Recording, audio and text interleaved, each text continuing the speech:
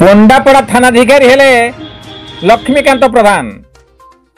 ଘଟଗାଁ ବ୍ଲକ ପଣ୍ଡାପଡ଼ା ଥାନାରେ ନୂତନ ଆଇଆଇସି ଭାବେ ଲକ୍ଷ୍ମୀକାନ୍ତ ପ୍ରଧାନ ଯୋଗ ଦେଇଛନ୍ତି। ଏହା ପୂର୍ବରୁ ସେ ଆନନ୍ଦପୁର ଥାନାରେ 1.5 ବର୍ଷ ଧରି କାର୍ଯ୍ୟରତ ଥିଲେ।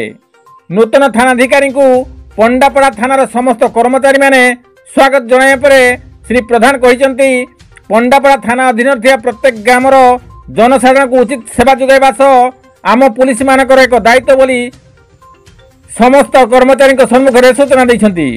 ପଣ୍ଡାପଡ଼ା ଥାନାର ପୂର୍ବତନ ଥାନାଧିକାରୀ ଜୁନ୍ କୁଜୁରଙ୍କ ଦେବଗଡ଼ ଜିଲ୍ଲାକୁ ବଦଳି ହୋଇଥିବା ଜଣାପଡ଼ିଛି। ହରିଚନ୍ଦନପୁର ଚନ୍ଦ୍ରମଣି ପାତ୍ରଙ୍କ ରିପୋର୍ଟ, କେଡି ନ୍ୟୁଜ୍ ଓଡ଼ିଆ।